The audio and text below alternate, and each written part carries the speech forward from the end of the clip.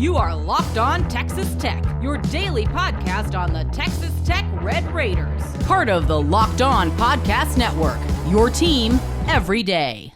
Great to be with you again on Locked On Texas Tech on the Locked On Podcast Network, your team every day, always free and available on YouTube or anywhere you get podcasts. With the only Chris Level, I'm Casey Cowan. Thanks for making us your first listen once again.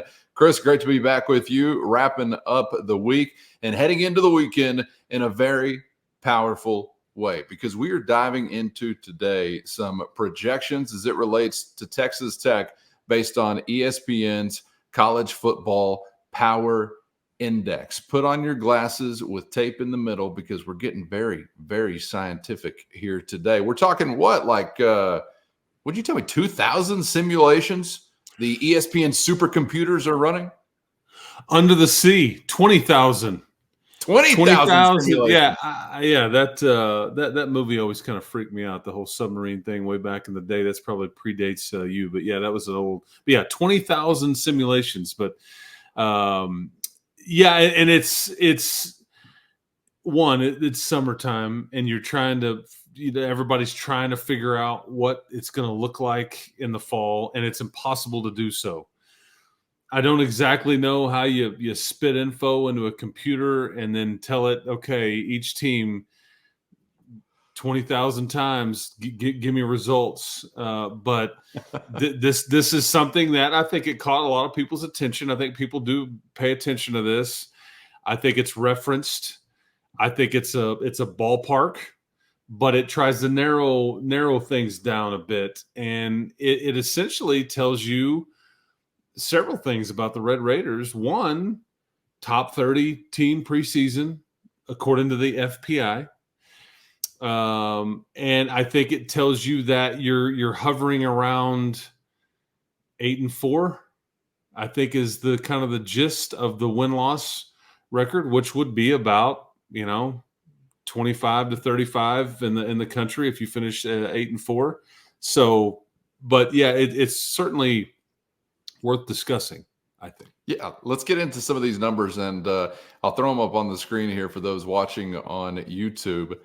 This again is from ESPN, their college football FPI. So you see there top left a 7.1 FPI, which is the general power index number, ranked 29th, as Chris already said, nationally. If I'm not mistaken, I saw the top Big 12 team, I think, was the Kansas Jayhawks at number 17 nationally. So always something new in the Big 12 conference. But as Chris is also referencing there, you see a projected record as far as those simulations would record it. 7.6 wins, 4.5 losses, which, Chris, I was a 7-5 man going into the year. Last year, you've been kind of hovering around this neighborhood, which is actually an improvement over the previous tenure and most of the previous decade. I know it's not where you want to be eventually under Joey McGuire, but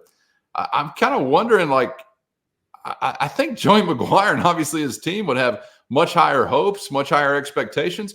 I don't know how you feel, but I think a lot of the fan base is going to have much higher expectations than a 7-5 or 8-4 neighborhood. And a lot of it may just have to do with the Big 12's changes and some of who you're not getting on the schedule. And obviously the fact that 2 blue bloods are no longer going to be on your schedule. I don't know. What do you think? I think the fans are going to be coming in with a much higher expectation than kind of being back in a 7 or 8 win season. Right or wrong? Yeah. This conversation is always about, how did you get there? I think last year you finished 7-6. Well, so if you're frustrated with that, you point to we just really bad turnover prone early on. If your glass is half full and you're looking for positives, you're like, well, 140 your last 5 did so with 3 different quarterbacks, starting games, meaningful games. And so I understand why they went 7-6. They won 4 or 5. They won the bowl game. I mean, I get it. It's hard to win if you don't have a quarterback or even your backup being healthy. And I think, but so it's always about how you got there. But I look at that, if you're looking at the screen, the FPI number is 7.1, and that is 29th in the country. This is a formula that has been put together that factors in a whole lot of stuff. Essentially, what that is saying, and I think that this part is worth noting, 7.1 is the expected point margin versus an average opponent on a neutral field. Okay, so that's essentially what that is telling you. And so what it is saying is that based on the majority of the country, you're going to be a 7-point favorite, whereas some people would be, I think what you mentioned, Kansas, and we need to talk about that too, by the way, that they would be closer to a 12-point favorite or expected to win those games by 12 plus points. I find it like in exercises like this, when you're trying to project, it's impossible for anybody that's punching in the numbers in the formula to know what in the world Jalen Daniels is going to do when he didn't play for you last year. And how can you just gloss over that? Are you plugging in 2022 season?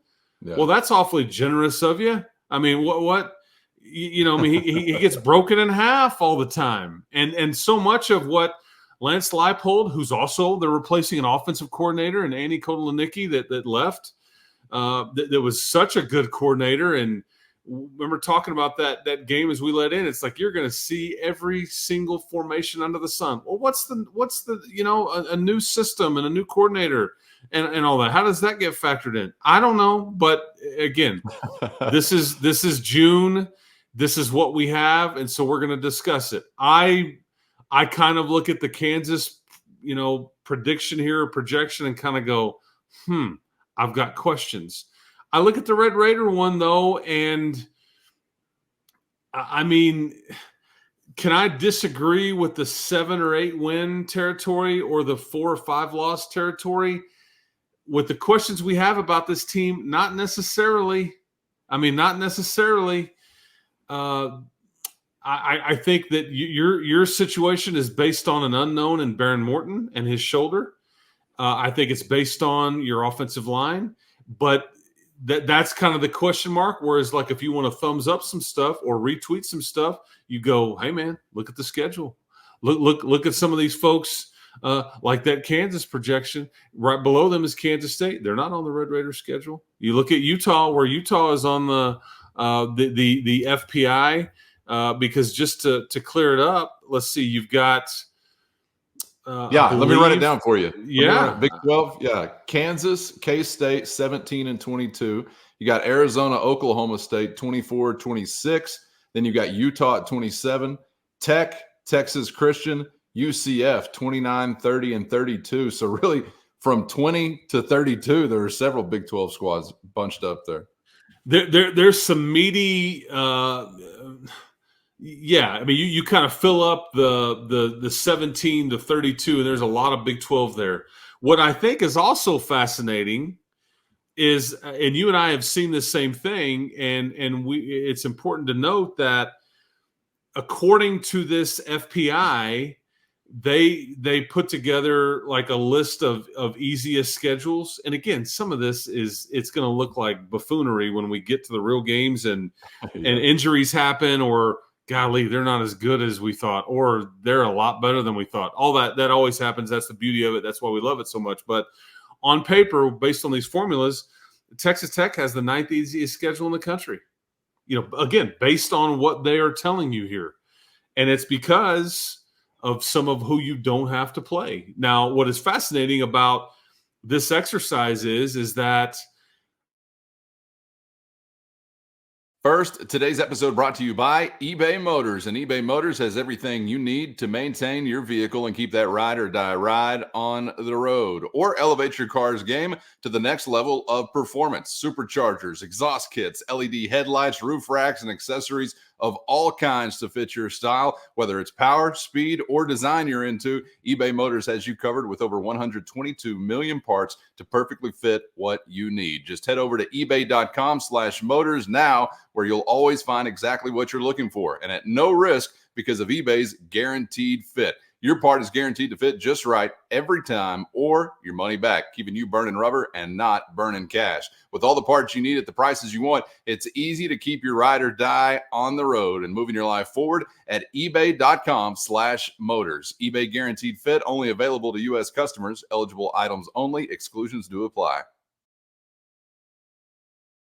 Now, what is fascinating about this exercise is that I don't get the sense that the FPI thinks a lot of the Big 12's chances of doing damage nationally and all those things. And because there's a lot of Big 12 schools that have quote unquote easy schedules. In fact, 14 of your 16 teams are in the top 25 easiest schedule. Well, can you all have an easy schedule?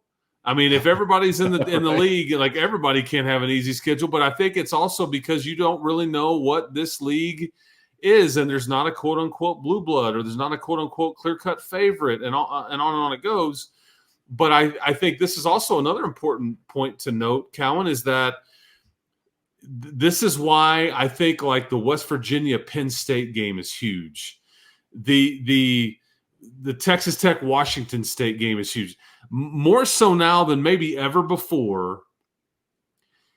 For your own situation, you need your league to do really well outside of it, if that makes sense. Mm-hmm. I've never really been big on waving the Big 12 banner in some of the non-conference games or in the NCAA tournament or whatever when it comes to, well, I don't want to root for these guys. I'm recruiting against them. Why do I want to see them succeed?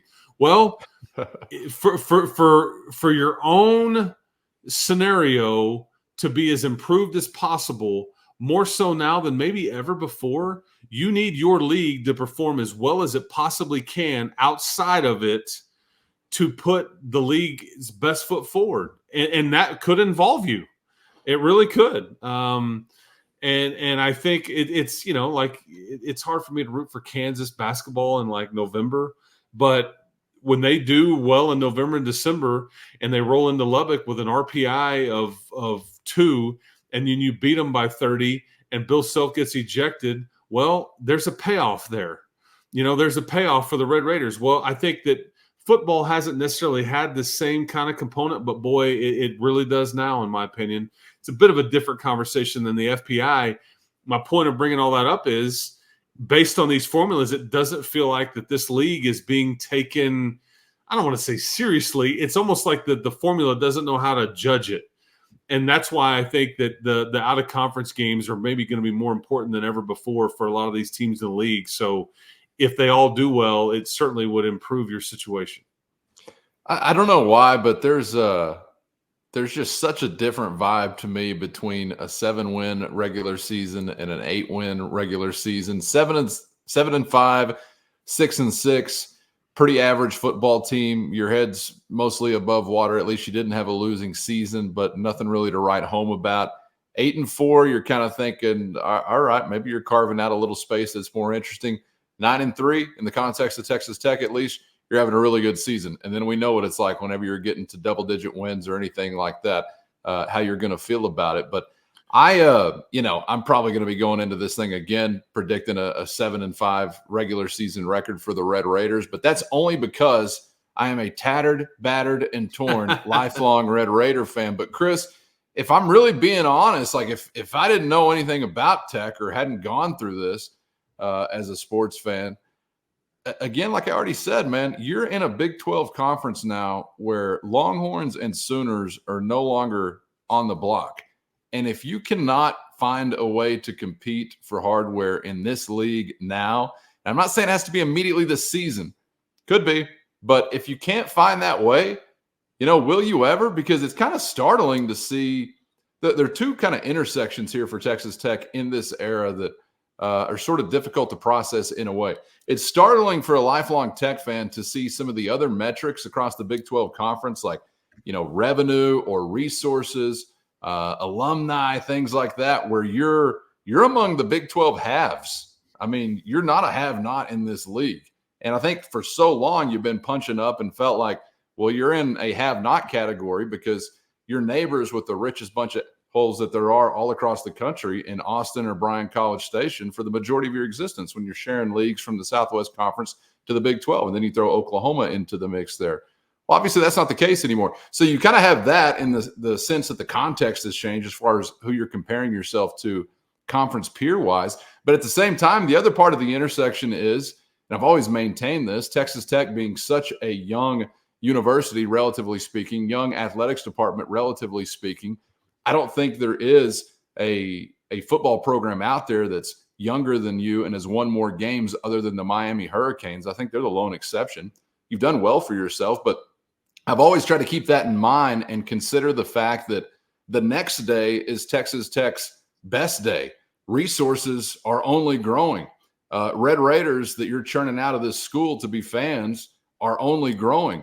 Your ability is only growing. And I think if you're a blue blood that's 125 years old or whatever, sometimes you wonder, man, have we peaked? Are our best days behind us?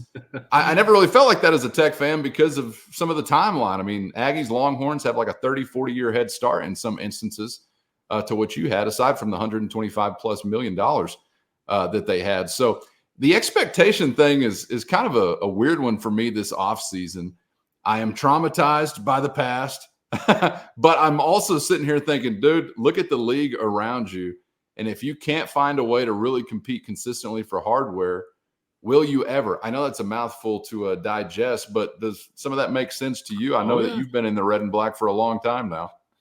Oh yeah, I mean, I'm typically a glass half full guy, just because I just think that's my brain needs to be that way, just to find. But I mean, you could totally understand like your rationale and like understanding you've been burned so many times before. Because I mean, am I guilty of kind of giving a prediction just to protect my own emotions? Absolutely. And like here's a couple of ways to look at that. Like here's data that I would give to you about like last year, and if that changes your view versus like we can look at like the upcoming season. Okay, so last year, 5 of your 6 losses were versus teams that had 9 or more wins. You played 8 bowl teams last year. Okay, so the only game that you lost that you shouldn't have, and we can grasp it, was the BYU game. They weren't very good. We've said this, but when you go turn it over 5 times, you throw some interceptions, you fumble it going to the end zone, then you fumble it on your own goal line. You're just gift wrapping them points and all these different things, or costing yourself points and all that stuff. But you didn't really have any bad losses. One of your losses obviously was a team that went to the college football playoff. So again, 5 of the 6 losses against teams that won 9 or more games. There's no shame in that. However, you'd like to graduate from this. So you look ahead to this year, and the first 5 teams you play, they didn't go to a bowl game last year, and 8 of your first 10 did not go to a bowl game last year. Wow. Now, that doesn't mean that, I mean, there's probably a lot of pressure on some of these teams. You get to a bowl game or you're going to get fired. What are we doing?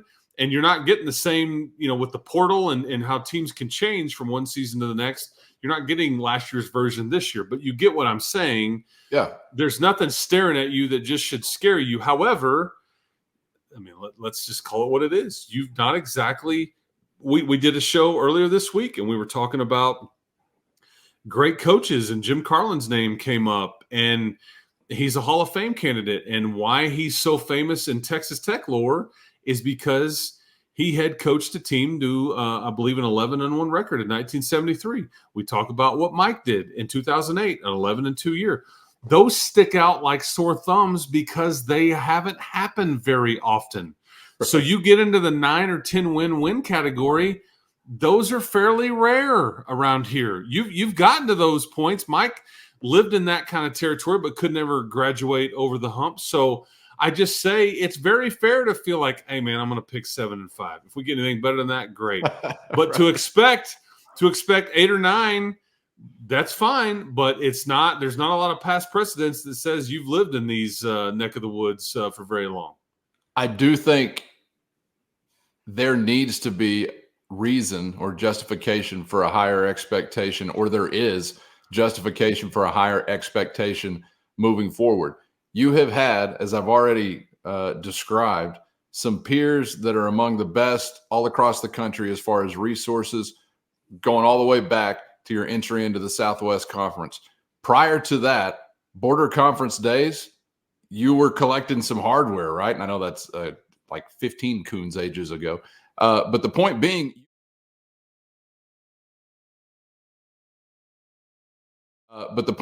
you have not been in as weak of a conference, competitively speaking, like you theoretically are in now, since those days. So I'm not going to say that this is like, competitively speaking, comparable to that. I couldn't tell you what the hell the border conference was. I just know it was on the border. I can tell you that because it's in the name. But you really should have an expectation right now, not saying I'm going to do it personally, but as a program to win more and win more consistently and be in some of those league hardware conversations, at least whenever November arrives. So we'll see if they're able to get into that kind of category this season, or if it's something that can begin to manifest and be sustained here in this upcoming new Big 12 or Joey McGuire era. Okay, that was a roundabout way to get to bullet point number 3. I didn't even got to the percentages yet. I'm sorry. I got off on another wild railroad track. I want to give you some of these numbers, though, actually, as it relates to some season objectives from the college football FPI. The possibility of going unbeaten this regular season, Chris, ESPN says it's a 0.7% chance. So there's a couple of these that are like Lloyd Christmas zone, where we're just telling you, so you're saying there's a chance. There is a chance. But the next one on the list, obviously the best odds for those looking on the screen, 83.9% likely to do what? Get to bowl eligibility, get to 6 wins. And I guess I would say that Joey McGuire, in his time on campus, has given Texas Tech fans a justification to get back to saying bowl or bust, right? As sort of a minimum kind of standard, which was not all that easy to say over the previous decade, but historically has been where this program has been, right? Yeah, Lloyd Christmas, man. Big gulps, huh? Yeah. Phenomenal film. Phenomenal film. Yeah, I think Joey would be offended by anybody being excited about that. That needs to be a given. Yeah, they're ready to graduate from that. They are. I mean, in terms of internally and his conversations and expectations, I mean, he's going to be the first one to tell you our expectation: win the Big 12, not compete for it, win it. And that's not going to change as long as he's here. I think he doesn't go. He was maybe a little more outspoken about it last offseason than he has been this offseason. But push come to shove, that's what he's going to tell you. And so really the percentage he would be looking at is that 7.6% chance to win the league. Because and again, if you are in contention to do that, you have a great chance to make the playoff. I think whether you win that game or are in it, and depending on what else is going on in the rest of the country, you have a chance to make the CFP, and that's again uncharted territory for you. Had never played in Arlington before for the conference championship. So, but at some point you will. I just hope it's sooner than later, and I hope we are around and still doing the show when it happens, because I'd like to be a part of that for sure. But yeah, I mean, it's and maybe we did that show, I don't know, earlier in the week, and we had one word to describe. One word you could use here is graduation. Yeah. It's like I'm ready to graduate from. Like I'm ready to go to grad school. I don't want to just go to a bowl game anymore. Screw Shreveport, man. But we love Shreveport, right? But screw it. I don't want to go there anymore. I want to graduate to something bigger and better. But easier said than done. And you haven't exactly lived, like I said, in that part of the town before. Yeah, no doubt. 7.6% chance to win the Big 12 conference. 11.5%. Is the number to get to the playoff. back to the Lloyd Christmas zone, 0.9% to get to the national championship game, 0.3% to win the whole thing, to quote the great Jake Taylor. So that's how she lies, boys and girls. And this is something that you can forget as soon as the episode is done, because stats and football power indexes are for losers. But it's June, so we're discussing this on Locked On Texas Tech. I never would have thought it had got me so fired up, but I'm feeling a little hot under the collar after this FPI conversation, Chris. Go get you a big gulp, man. You'll feel better. Or and it wasn't in the movie, but a Slurpee's even better. Although I don't even know if there's a 7-Eleven anymore these days. They change them all the time, but a phenomenal film. That's right. 275 thou. That's an IOU, sir. Better hold on to that one. Yeah. So anyway, yeah, I enjoyed it. That's perfect kind of, just conversation to get into at this time of year when we're just trying to figure out what it's going to look like. But the beauty is we just don't know. That's right. There will be some that rise, some that fall, and some that buck these simulation trends. So I guess in the case of Texas Tech, we're hoping that they are one of those in all the right ways. All right. Appreciate your time as always, Chris. Enjoyed it, and have a great weekend, man. Enjoy the weekend, people. Make good decisions out there and keep hope alive. That's right. And one of the best decisions you can make is subscribe on YouTube or anywhere you get podcasts so you never miss an episode. And the best way to help us grow the show is to comment anything below. So do that. Get in there and mix it up this weekend. And maybe you'll show up on a special edition of Locked On Texas Tech, Voices from the YouTube comments. You never know. It brings great honor to your family for generations whenever that happens. For Chris, I'm Casey. Thanks for being out there, and we hope to see you back for the next round on Locked On Texas Tech.